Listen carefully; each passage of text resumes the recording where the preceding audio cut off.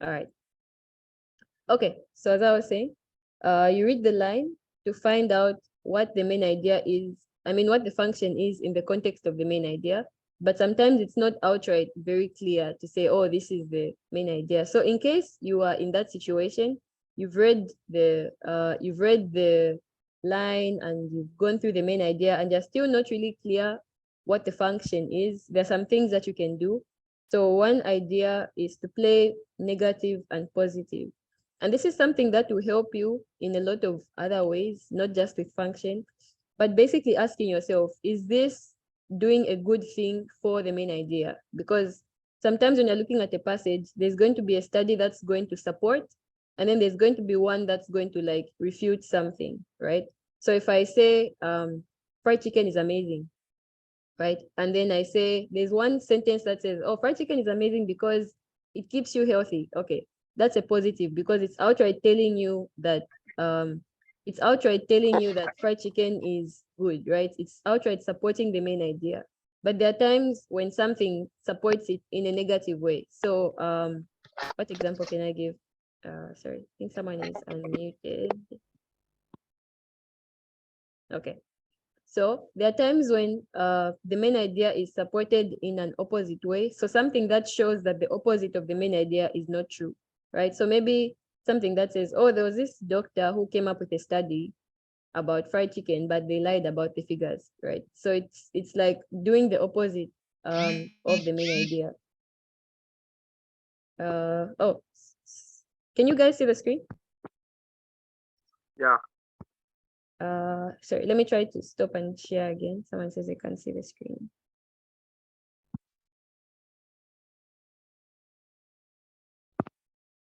Okay, can you see the screen now? Yes. All right, great.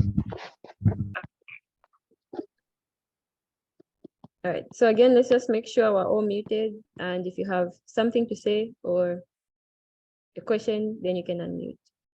And again, I'm monitoring the chat, so feel free to also type in the chat. Okay. So I was talking about how there are two ways that a sentence can support the main idea. Some do it in a positive way by outright showing that what the main idea is saying is true. Some do it in the opposite by showing that the opposite of the main idea is not true, right? So think of that. If something is positively contributing or negatively contributing to the main idea, and then that will guide you to filter out the answers in a way, right? So you're able to see from the words that I use. I'm sure we'll look at an example of this. Let me just leave it for the example. I'm sure there's an example in the paper. But sometimes just from reading through the options, you can tell which ones are positive and which ones are negative. I know this only makes sense with an example, so I won't really explain much on it. We'll practice through an example. But this is something that can help you also just see, is it positive or is it negative? Okay, is it positive or is it negative? And then go from there, look at the options. From the options now, which ones are positive and which ones are negative? It might not get you to the answer right away, but it can help you eliminate some of the wrong options. And this is not only for the reading, this can also apply to the writing and to the math sections. If you ever get stuck, work on elimination. Don't just like be stuck and keep trying to figure out the answer. Sometimes even going the opposite way can really help you. So in this case, playing positive and negative can help you eliminate some wrong answers and get you closer to the right answer. And then this should be often, let me correct that. So oftentimes you will need to read the line in context. So this in context is very important for SAT reading, but it basically means sometimes you might have to read the sentence before or the sentence after. So you've been told, okay, there's this sentence here, what is the function? Sometimes you might need to rewind and read what comes before, or like fast forward and read what comes after. But all that is just to help you get what the main idea is, so that you can be able to pin what the function is. But the major thing is you cannot answer a function question right without having the main idea in mind. And so I hope you keep that. Like I said, if there's one thing you're going to remember from this session, at least remember that function is always tied to the main idea. And these two can't be separate in any way. You can't find the function without the main idea. Okay, so just to go over what we've talked about, we've said how do you identify function questions? Normally they'll ask you for the purpose or for the effect of a line or a paragraph, or maybe even just the function. It might ask you what is the function of this. So that's obviously, yeah, that's an obvious way to let you know that it's a function question. And then as you go through this function question, the first thing is keep the topic in the passage. And we said you're doing this because it's going to lead you to the main idea. And then in case you've looked at the main idea and you've looked at the line and you're not really sure what the function is, try to play positive and negative. So this will help you eliminate some of the wrong options and get you closer to the right answer. And then sometimes you will need to read other lines apart from the line that has been given to you. But keep in mind that the answer is always going to be in the line of context. I was very clear to say, like, when you read the line before, you're trying to get an idea of the main idea, right? That's not the function. You can't get the function outside what has been given to you. Okay, so that's the major thing for function. Think of the main idea and then use that to see, like, what role is this sentence or what role is this word playing in the whole context of the main idea. So do we have any questions? No, ma'am. All right, great. So we're going to go through some practice. Yeah. Oh, the question?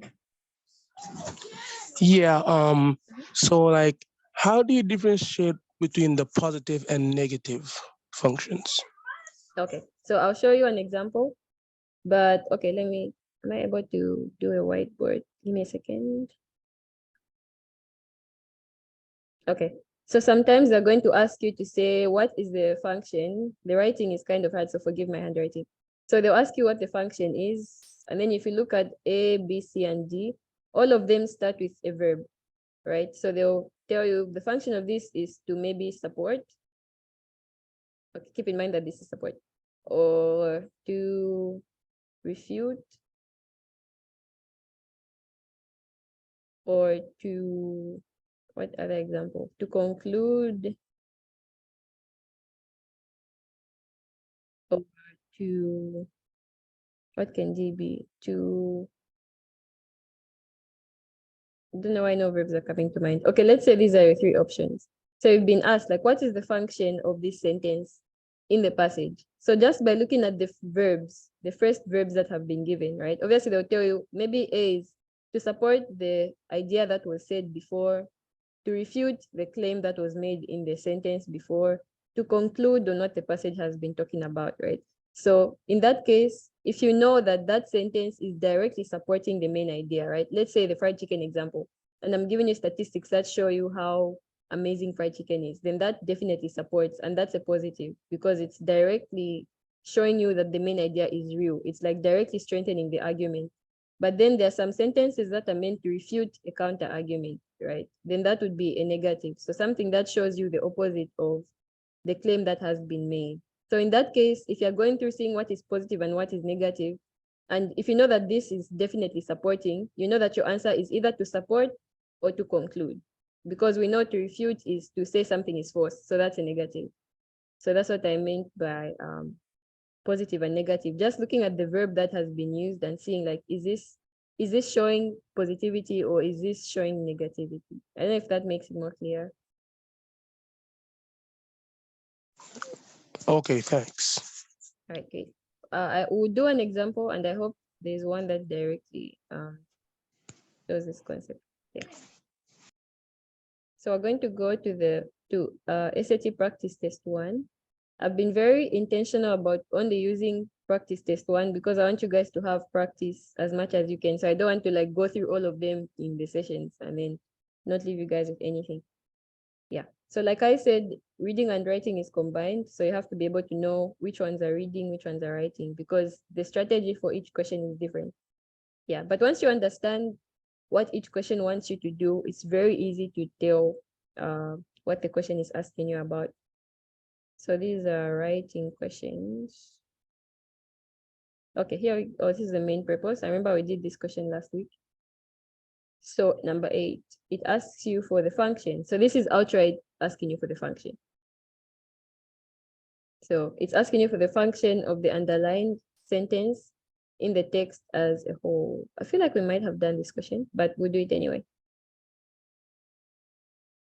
Okay, so in case you are in the reading session for the first time, I love you guys to come up with your own answers and then just like we reason together and then analyze each answer just to let you know how the process should be. Okay, so I'm going to read through the question and then leave it to you guys to see what you think the answer is, and then we'll go through it together. Okay, so it says the following text is from Edith Wharton, and just to, I remember I said this last week, but whatever is given to you, including this part, is important. Don't skip it because they put it there for a reason. So it's either going to give you a picture of what is being said or, yeah, something very important, but always read what's given. So it says the following text is from Edith Wharton's 1905 novel, The House of Mirth. Lily Bart and the companion are walking through a park. Okay, so that's your context. So you know that everything that is being said is this is happening during your walk in the park. Okay. Lily had no real intimacy with nature, but she had a passion for the appropriate and could be keenly sensitive to a scene which was the fitting background of her own sensations. The landscape outspread below her seemed an enlargement of her present mood, and she found something of herself in its calmness, its breadth, its long, free reaches. On nearer slopes, the sugar maples wavered like pearls of light. The lower down was a massing of gray orchards, and there and here, the lingering green of an oak grove. So which choice best describes the function of the underlined sentence in the text as a whole? So one says, it creates a detailed image of the physical setting of the scene. B, it establishes that the character is experiencing an internal conflict. B, it makes an assertion that the next sentence then expands on. D, it illustrates an idea that is introduced in the previous sentence. So what do you guys think? And a key to help you with this is look at the verbs. I mentioned this like in the last example that I was talking about. But look at the verbs: creates, establishes, makes an assertion, illustrates. That can guide you as you pick the answer. So what do you guys think?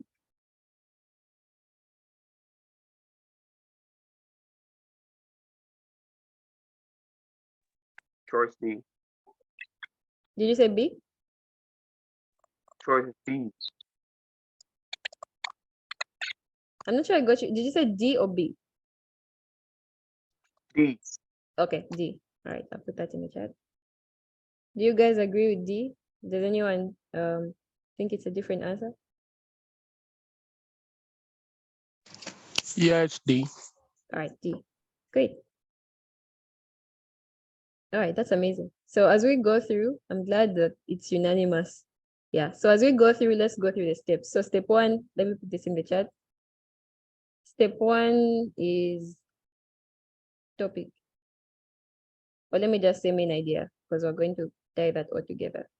So step one is, what is the main idea? And that should be the first thing that you think of. What is being talked about in this passage?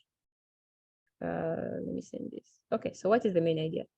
So we know Lily is being talked about, right? So Lily would be the topic in this case. So Lily had no real intimacy with nature.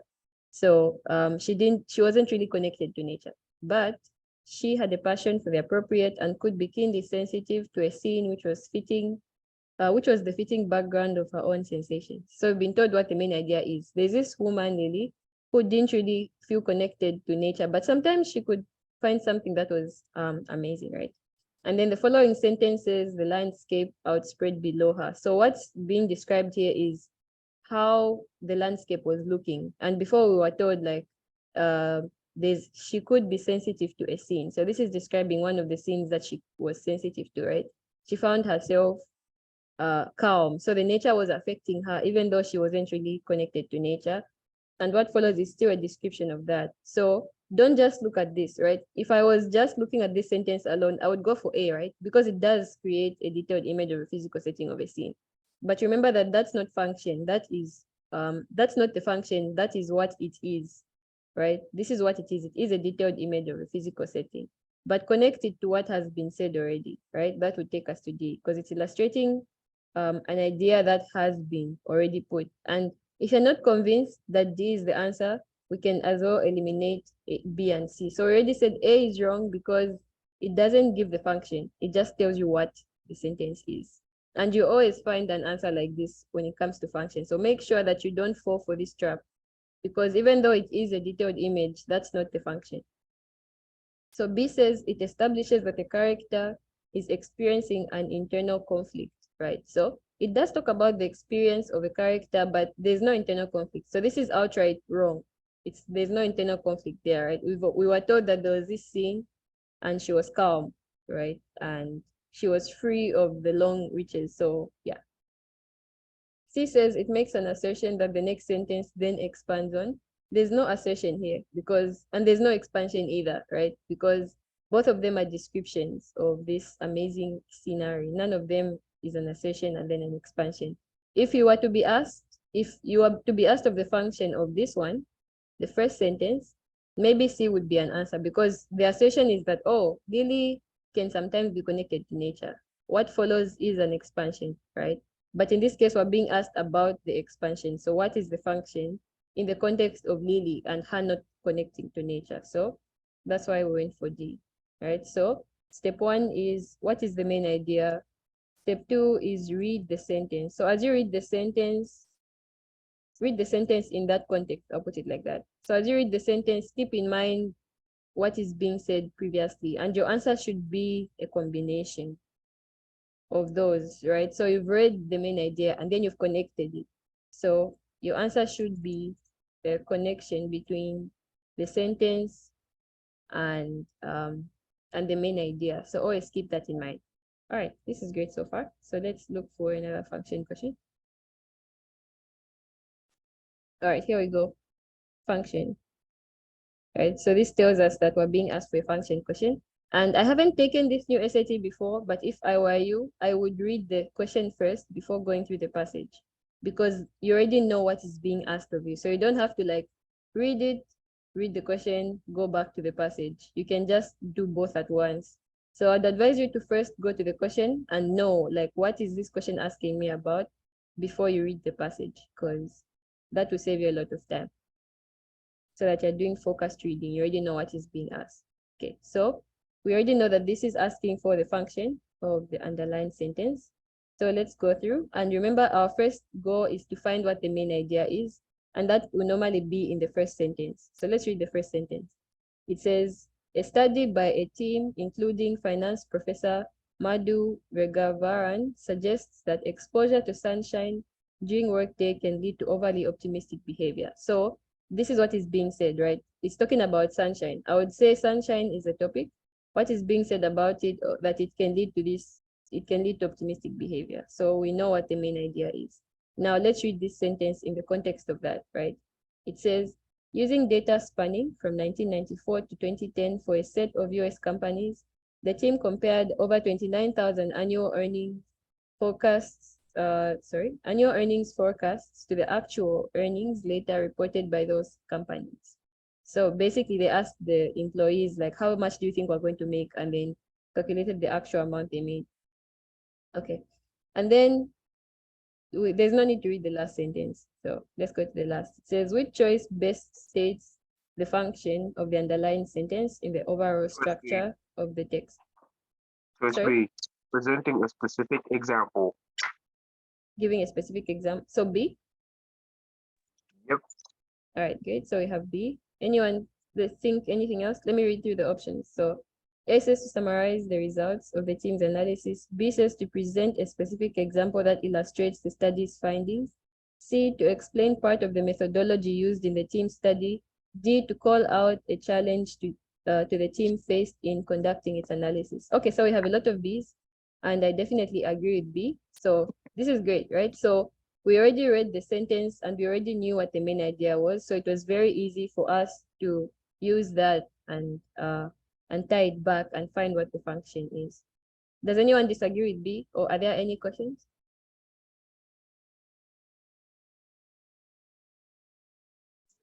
No, ma'am. All right, good. So if you look at the rest of them, you'll see that A is just outright wrong because it's not summarizing anything. It's giving new information. C, to explain, there's no explanation here. It's explaining what a study and not how it was done or what they were thinking. D, there's no challenge mentioned. So these are just outright wrong. So you see that once you, when you keep the main idea in mind, it's very hard to be misled unless you're just not paying attention. Yeah. Okay. So we're going to move on. Sorry, give me a second to just confirm. All right, when would you want?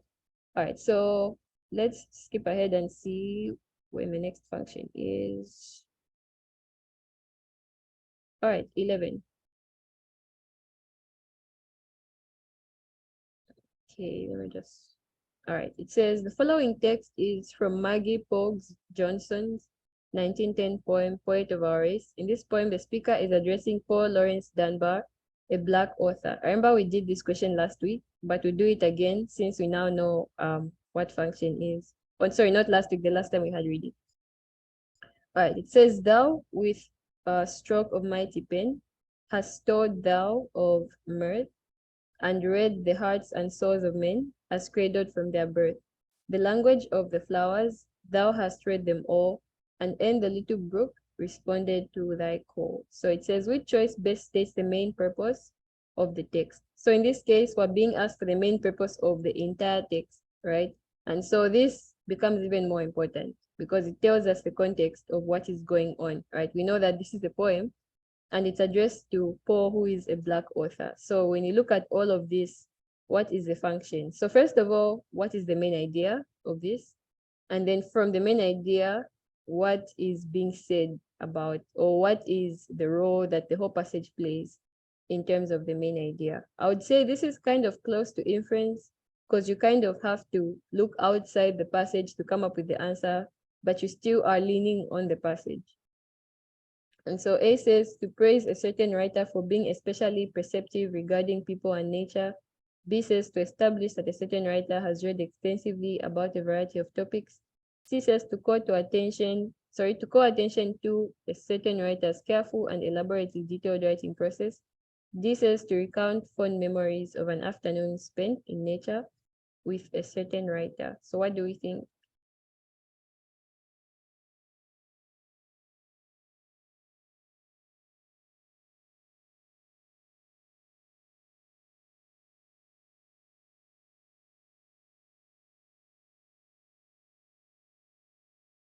Do you see something in the chat? A, okay. Does everyone agree with A? Yeah. All right, great. Okay, so let's justify A. So looking at the sentence, this is all describing how Dunbar kind of does his work. So it says he has, with stroke of mighty pen, he has stored of joy and mirth. So that's what his poems talk about. He has read the hearts of souls and men, which kind of means he truly understands people's hearts and souls. And you can see it from his writing, right? As cradled from their birth, so still on the understanding. The language of flowers, thou hast read them all. So he's like skilled in writing about flowers. And in the little brook responded to thy call. So it just shows that he's very sensitive in a way, and his writing shows that. So A makes sense because it talks about people and nature, like he's very perceptive to them as he does his writing. Okay, so B, I can see how someone would think B is the answer because it talks about people and flowers and the brook. So it's talking about different topics, but keep in mind that we're looking at the function of this. So even though that has been mentioned, that's not the focus, that's not the main idea of this passage. And then C says to call attention to a writer's careful and elaborately detailed writing process. Nothing is said about the writing process. It just says what he writes about, but not how he writes. So that's wrong. D says to recount fond memories on afternoons. I think this one is just from misunderstanding what the passage is talking about, which is why the introduction is very important because it tells us that this is just a poem that this person wrote, right? So we know what the passage is talking about. Yeah. Are there any questions on this one? No, ma'am. All right, great. So let's move on.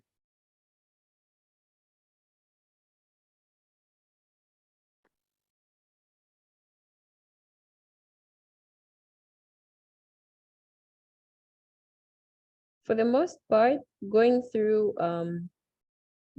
these papers, it seems like they're kind of categorizing the questions. Like you saw that function was sort of at the beginning, and the function questions were close to each other, and the beginning was like writing. So it kind of seems like they're putting similar questions together, but I wouldn't bet on that. So I'll just say keep in mind the keywords that will show you the kind of question that you're dealing with. So let's look at the second part. So again, you see that this is writing at the beginning. This word choice right there. All right, here we go. So again, don't confuse main purpose and main idea. They both have the word main, but purpose is another word for function. So this is asking you for the function and not the main idea. So when you're asked about the main purpose, it just means what is the purpose of everything, the whole passage, which will really be tied to the main idea, but not the same.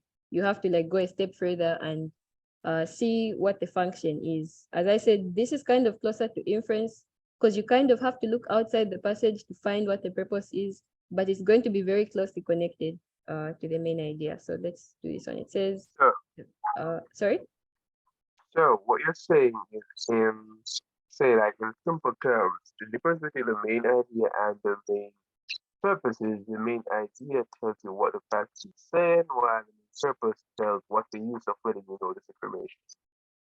I heard most of what you said, but I didn't get some. Are you talking about how the main idea talks about the main idea is what is there, and then the function is what that information is doing?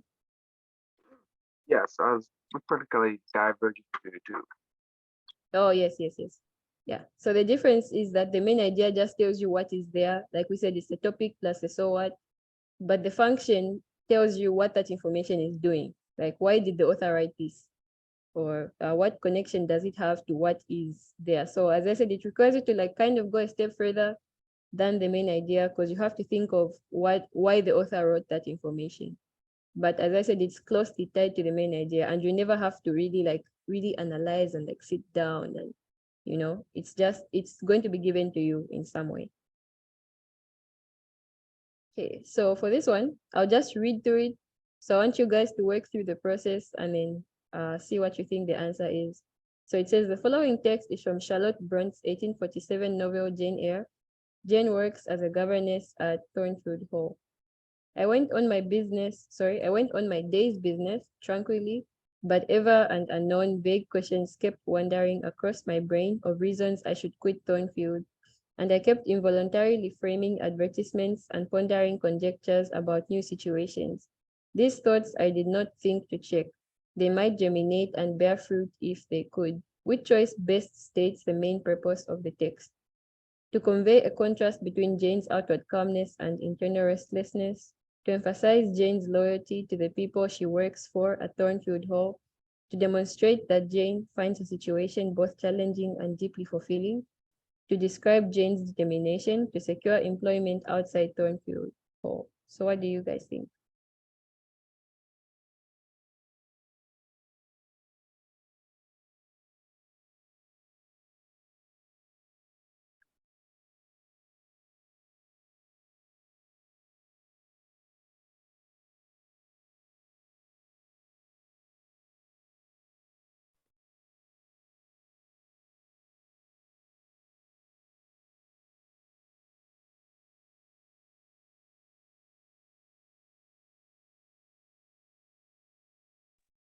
Choice A. D, Choice B. B? Okay. B. All right, let me write it down.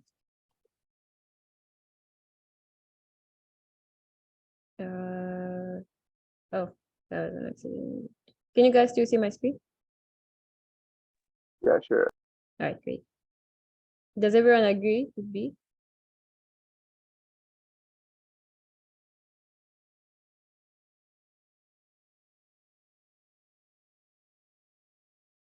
Okay, so let's try this the other way. So imagine you're going through this question and you are not sure what the answer is. Have you eliminated any? So let's do the opposite. What is the answer not? Like, which answers are obviously wrong?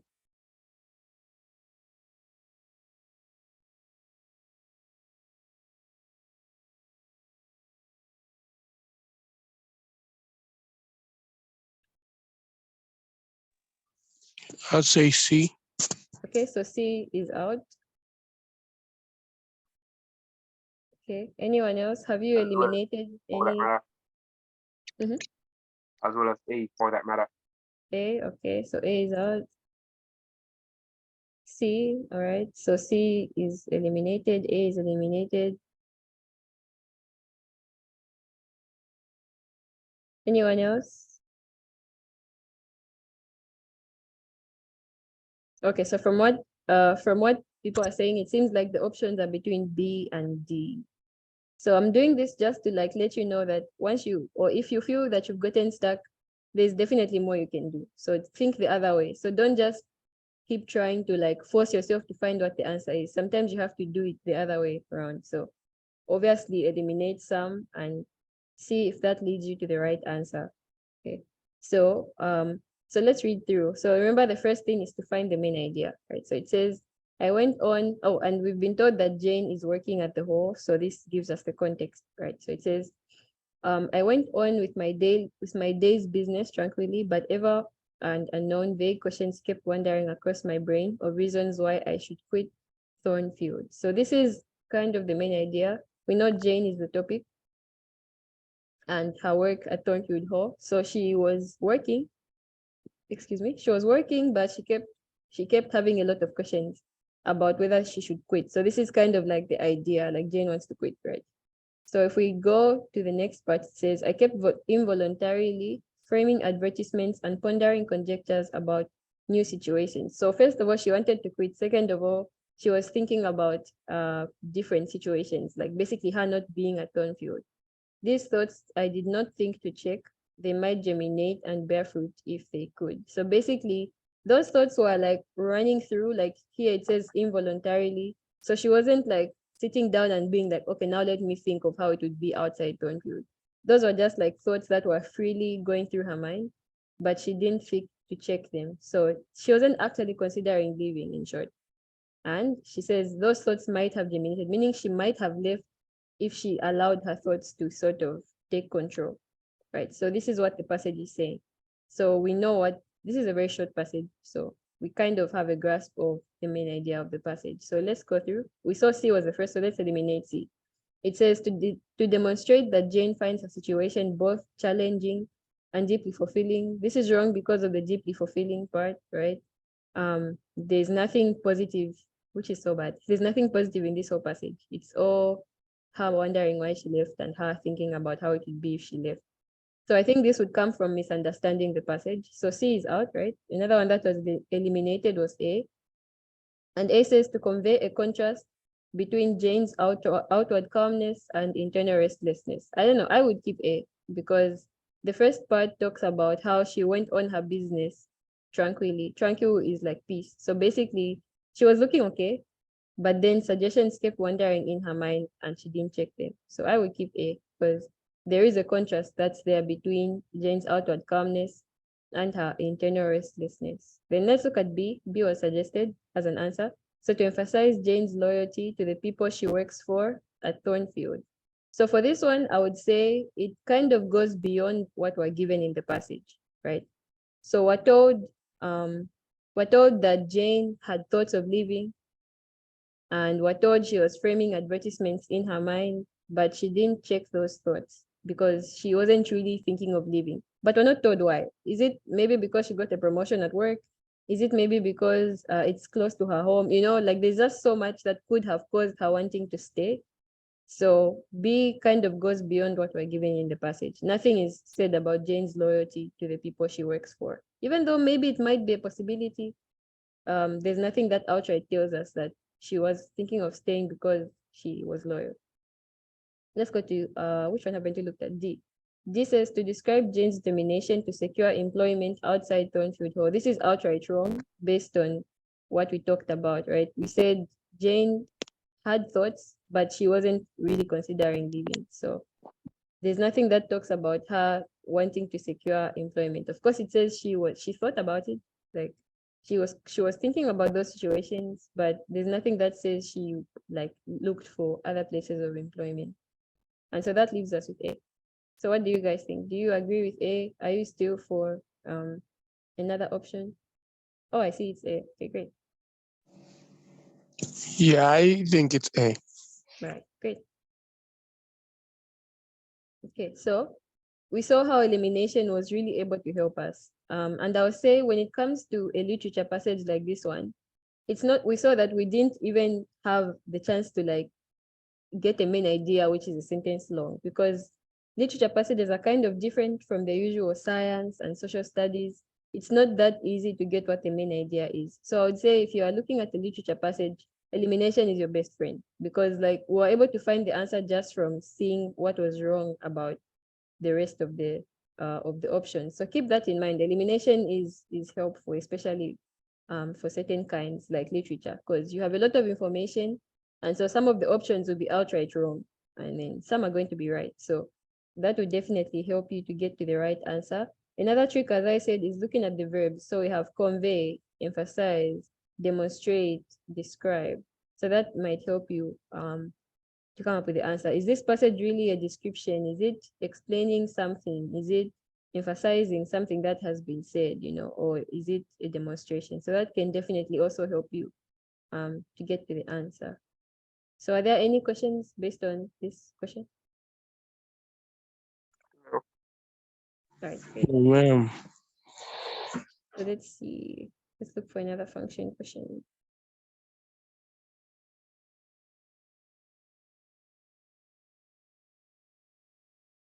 Okay, let's do this main idea question just for the sake, since we did this last week. Let's see if we can find the main idea. So looking at question 10 right here, it says the following text is adapted from William Shakespeare's 1609 poem Sonnet 27. The poem is addressed to a close friend as if he were physically present. All right, so we know that that's the context. We know that, oh, sorry, we did this question. I remember that we did this question. All right, we'll skip it.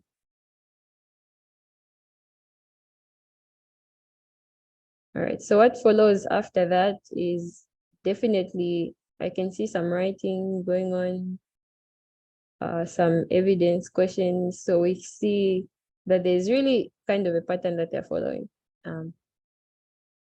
as they bring their questions forward. Okay, so since function is something that was tested on the old SAT, I want us to also see, like try to do a question from the old SAT and see. And that will just to emphasize the point that you can also use the old SAT for practice. I mean, if you're good at finding function in a long passage, it's going to be a piece of cake for you when you have a very short passage. So I just want us to do like maybe 1 or 2. And I'll still stick to practice test 1 just because I don't want to like exhaust you guys' study materials and do all of them in class. So okay, so this is practice test 1 on the old SAT. And we'll do a function question.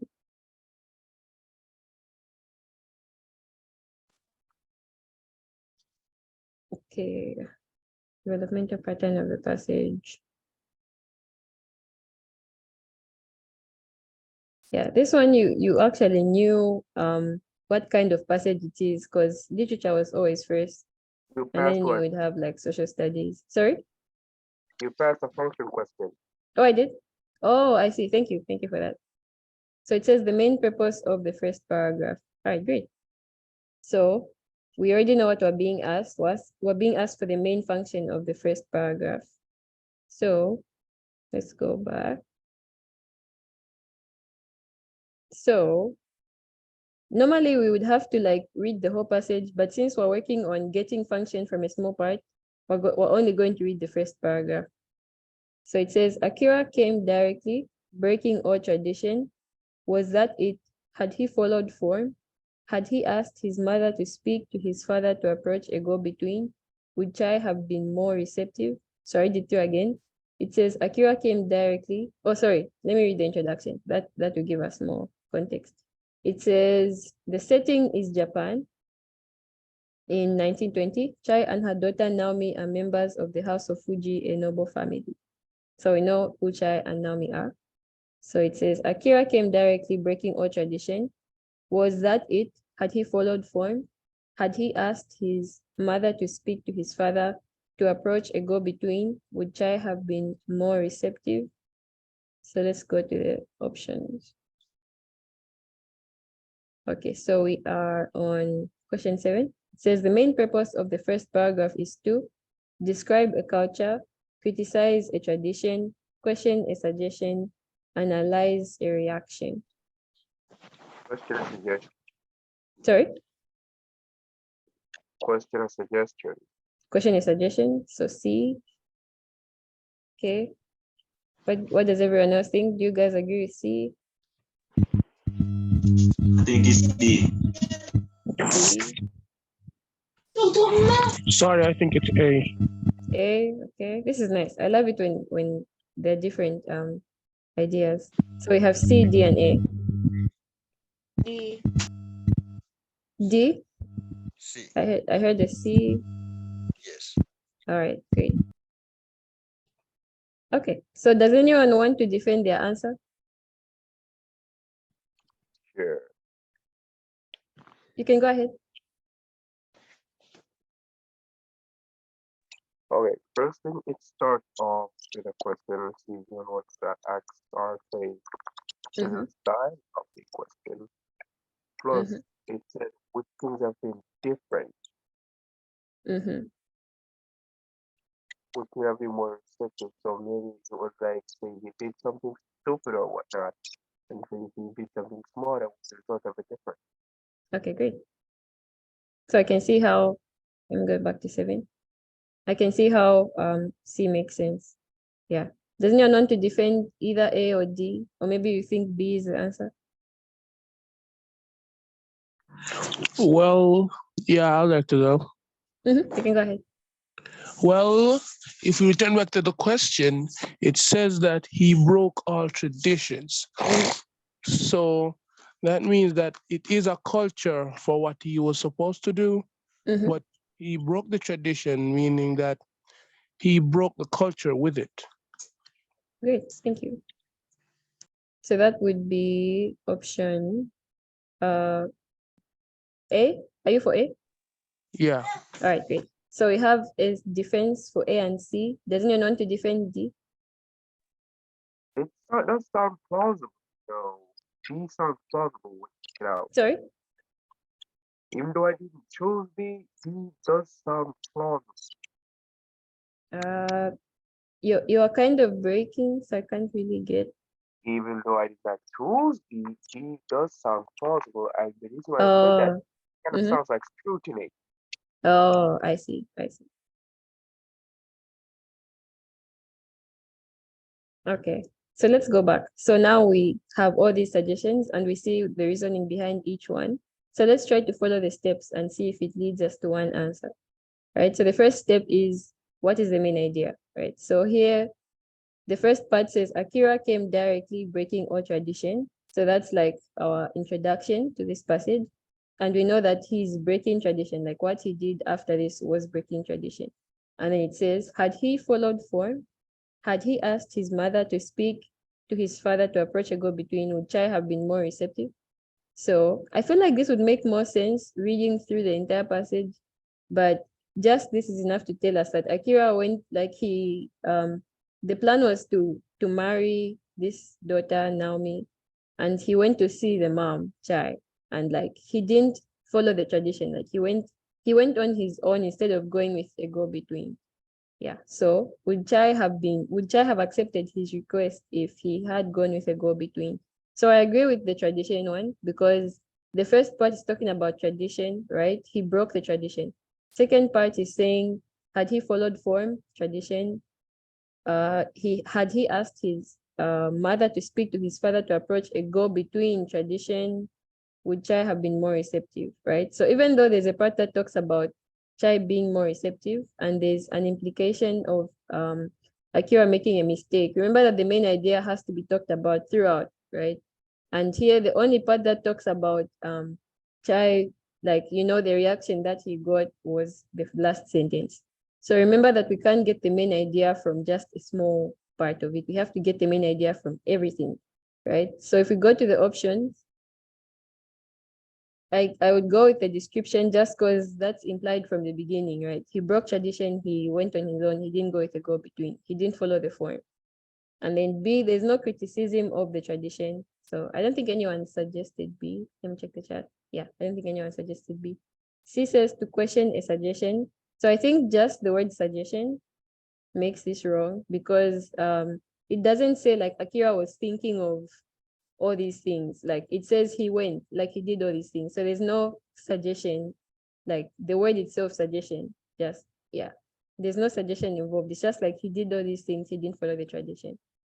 And then D says analyze a reaction. So there was a reaction from Chai, but there's no analysis of that, right? It just says that's what happened and this is how she reacted, right? So just from looking at those small details of the passage, we're able to see and kind of eliminate some and see where the qualification is. But excuse me, I feel like the biggest lesson from this one is looking at everything for you to come up with the main idea. You have to consider all the parts of the passage as you come up with your main idea. So does anyone still disagree, or are there any questions or contributions? No, I understand now. All right, great. All right, I'm really loving this. Okay, so let's do one more. See if we can find the function. Okay, billions of shoppers, best evidence. Okay, this is an example. This is a perfect example. So we're going to do 11. And it's asking, this is one of the examples where it doesn't really say that, it doesn't use the word purpose or function, but the way the question is phrased tells you that it's function. It says the author most likely uses the examples. Oh wait, there's the word use anyway, but yeah, the author most likely uses the examples in lines 1 to 9 of the passage to highlight so basically why did the author use those examples in lines 1 to 9? And this will kind of be long because this is a whole passage, but we'll read the whole first paragraph. Or let me highlight what the focus is. We're being asked for the function of lines 1 to 9. And it starts with what word? Every 2 showers. Okay, I hope you guys are seeing how amazing it is that you don't have to do this. Like, you don't have to go through a long passage. Anyway. All right, so this, yeah, it's really an advantage. Yeah. So it says this passage, my battery is low. Just give me a second to, let me plug it into the charger.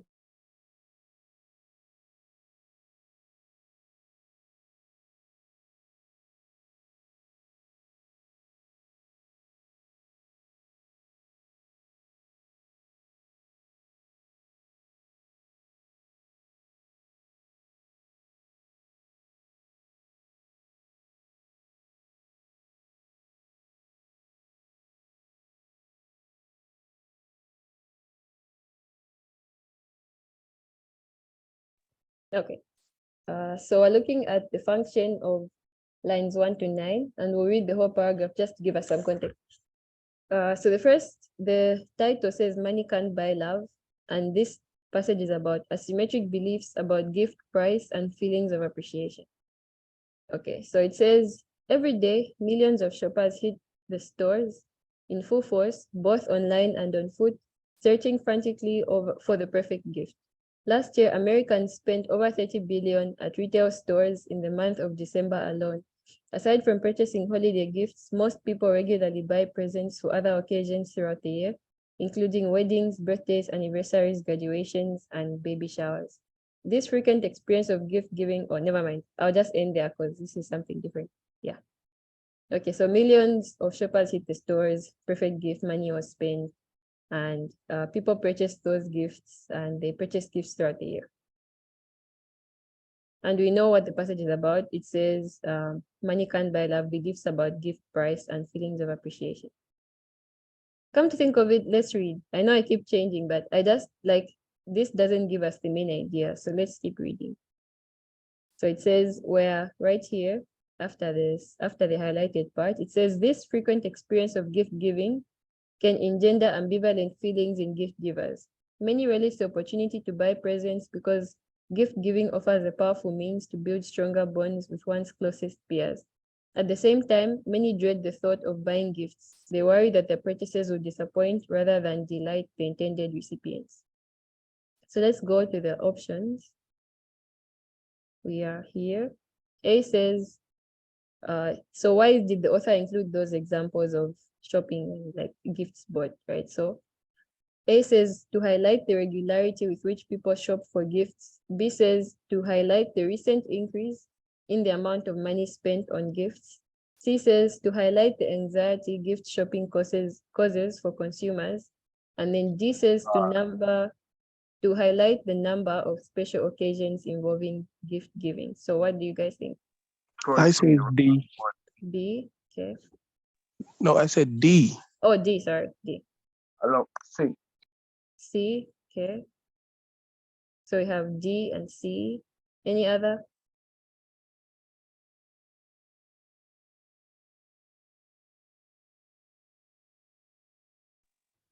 Okay. I'm going Mhm. C. B, C. C, okay. We have an A in the chat as well. So does anyone want to defend their answer? Yes. Go ahead.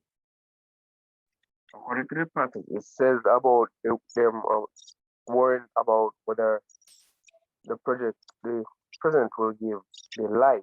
Oh, yes, okay. They are worried about it being bringing disappointment. So that proves anxiety. Plus, hence why they spend so much money on it. And plus, remember, the title said money cannot buy love. Okay, so B, I see. Well, I'd like to defend my answer. You can go ahead. Well, throughout lines 1 to 9, it gave us several different examples of reasons why people buy gifts so many times for the year.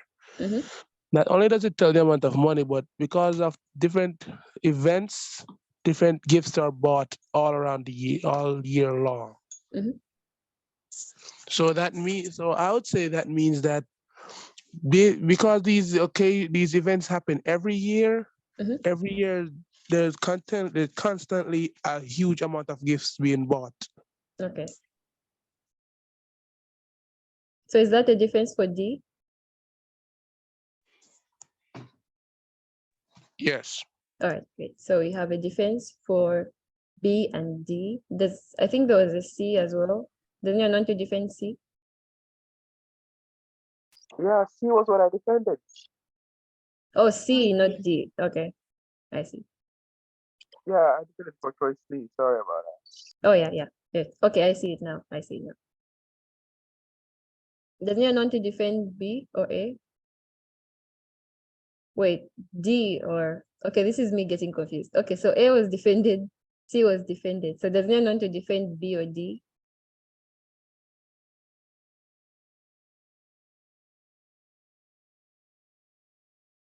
I defended D. Okay, I don't know why I'm getting confused. Number of special occasions, recent increase. Okay. Okay, so let's go back to the passage. So we know that our focus is lines 1 to 9, ending on showers. And basically, like was mentioned, as has already been mentioned, the first part is giving all these occasions when people spend money during the year and buy all these gifts. This is basically what these lines are saying. Like shoppers hit the stores, so they buy so much and they spend so much money throughout the year, right? But remember that this is what the line is. Remember, we made a difference between what the information is and what it does. So keep that in mind, that you have to differentiate between what the information is and what it does. And we said what it does is tied to the main idea, right? So first of all, we've seen what the information is. So that's what it's doing. It's telling us why people buy so many gifts and how much money they spend. Okay, and then we know what follows after. We read through this as well, that this frequent experience of gift giving can engender ambivalent feelings. So what's making the feelings come is the frequent experience of gift giving. So basically, this actually is a very important line, because this summarizes what has been said in the beginning, like the frequent experience. So all of this is meant to show the frequent experience of gift giving and its effect. And then what follows is many releases opportunity and stuff, but then many dread the thought of buying gifts because they worry about like what's going to happen, like how are the recipients going to basically react to the reception of gifts. So let's go through the options. A says to highlight the regularity with which people shop for gifts. This would make sense because everything that follows after is based on the regularity, right? Everything that's like all the feelings that come with it and how people react and stuff, that's all tied to the regularity. As we saw that sentence that said this frequency, that was like a summary. This is like a summary of the first 9 sentences. Okay, so let's skip A. Let's look at B. B says the recent increase in the amount of money spent on gifts. So this is wrong because there's no increase mentioned. It just says people spend this much, right? Last year alone, people spend that much. So this is not highlighting that, oh, last year people spend this much, this year people spend this much. It's actually implying that people spend kind of the same amount every year. So that's what disqualifies B.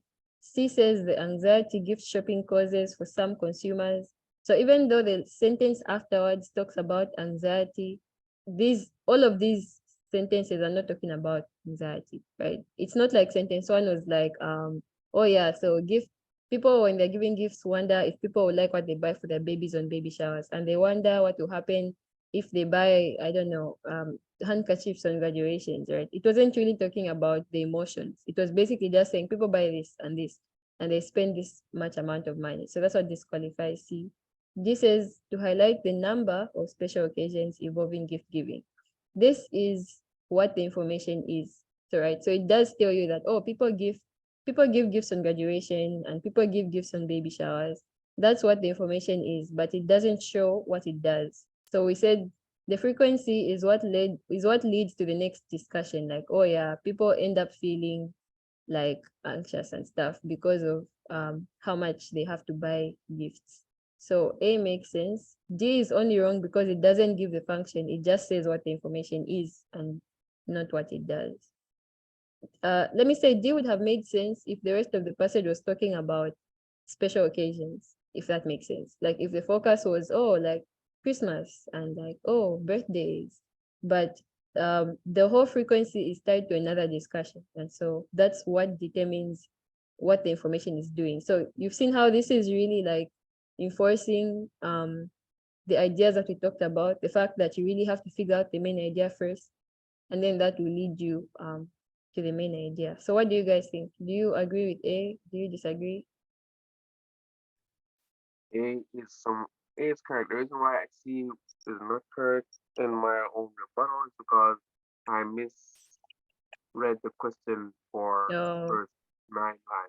If it was oh, talking about more like that. oh, But given that line 1-9 does not support my evidence, only the lines afterward do, mine doesn't correct anymore. okay. So someone's asking why A, so I'll go through it again. So let's go through. So remember we're being asked, let's read the question. It says, the authors most likely use the examples in lines 1 to 9 of the passage to highlight there. So basically, what are those examples doing in the passage? And if we follow the steps, remember that the first step is to figure out what is the main idea of this passage, right? So if we look at lines 1 to 9, all of these are just saying people shop a lot. People shop online and on food. People look for the perfect gift. They spend this much money. They purchase holiday gifts and they buy presents throughout the year, including weddings and stuff. So all of this is just showing, oh, people buy gifts a lot. And then if we look at the rest of the paragraph, this is just for us to get what the main idea is, right? It says, this frequent experience of gift giving can engender ambivalent feelings in gift givers. And then it says, many relish opportunity to buy presents. because gift giving offers powerful means to build stronger bonds and stuff. So what follows after is this passage is analyzing just the phenomenon of gift giving, right? And how the people can end up being ambivalent, meaning they end up not caring because they receive gifts so much, like. And so this is the focus of the passage. And remember, we read the title as well, which says money can't buy love, and it's talking about gifts, the gift price, and feelings of appreciation. So basically, throughout this passage, we're just analyzing what people believe about gift giving and appreciation. So the main idea is if you give gifts too much, people end up not caring. So that's why we focused on what the information is doing in relation to people not caring, right? We said this is just meant to highlight, like, people buy gifts so many times throughout the year. And so that's why we landed at A, because it's just showing that regularity with which people shop for gifts. And we said D was wrong because even though, yes, it shows the number of special occasions, that doesn't give you the function, right? Yes, I've told you the number, but what function does that have, right? We know A is the function because that's what it's doing. It's showing you how much people buy gifts, and that's in relation to, like, people not caring in the end. Yeah, so they start to be uncertain and they start to have less interest. Yes, that's basically what the sentence after was explaining.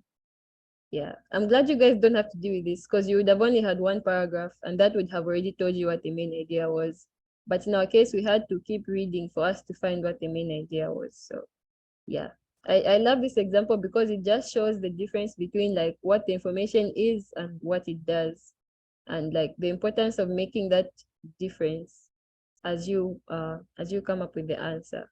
Yeah. So are there still any questions? No, ma'am. All right, great. Okay, so in summary, when you have a function question, I've said this a lot, but I'll keep emphasizing so that you guys don't forget. So whenever you come across a function question, the first step is find the main idea. Once you find the main idea, read through the question, or the lines given to you, or the word, whatever is given, the whole paragraph. So after figuring out the main idea, go through the lines and it will be very clear, like these examples we've done. If you keep that in mind, it's very easy for you to know what the function is. Okay, so are there any questions on what we've covered today?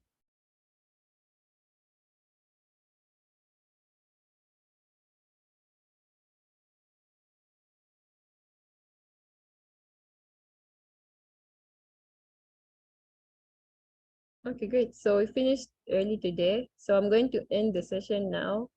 But if you have any questions, like either generally on the SAT or even on a different section, you can feel free to stay behind. But this is it. Thanks, guys, for coming. And I hope you have a great evening. I guess it's evening where most of you are. Thanks for teaching. Thank you very much for a very invigorating session. I really learned a lot. Thank you. I enjoyed the participation. Thank you. Thank you. And have a blessed day. Ciao. You too. Thanks.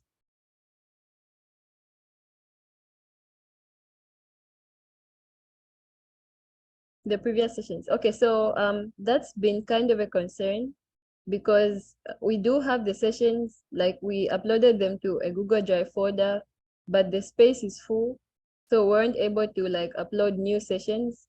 So at the moment we're workshopping an idea, so we are considering making a YouTube channel. It doesn't have to be a public channel, but just like a YouTube channel for us where we can upload the sessions, and then upload the sessions so that you guys can view them when you are able to. So at the moment, there's no access to the previous recordings. Oh, I need to ask the person who was teaching the session last week, but we're definitely working on that, and we'll get back to you as soon as the issue is resolved. And then for the information that for the information that was given, like the document I was using, it's in the description of the WhatsApp group folder. So it's in there and you'll be able to find all the information that we covered today. Yeah. So where can we do this SAT practice paper? So the SAT, everything that we've used today, like the SAT papers, the answers and the paper, the sheet I was using, everything is in the WhatsApp group. So I'll post the link like as a message, but everything is in the folder. You find all the practice tests, all the revision papers, and everything is in there. We tried as much to like make it accessible to you guys as we can. So everything is there, but I'll post it as a message just so that you're able to see where the information is. All right, so again, I'll follow up. I'll keep following up on the, I forgot to stop recording. Let me stop recording.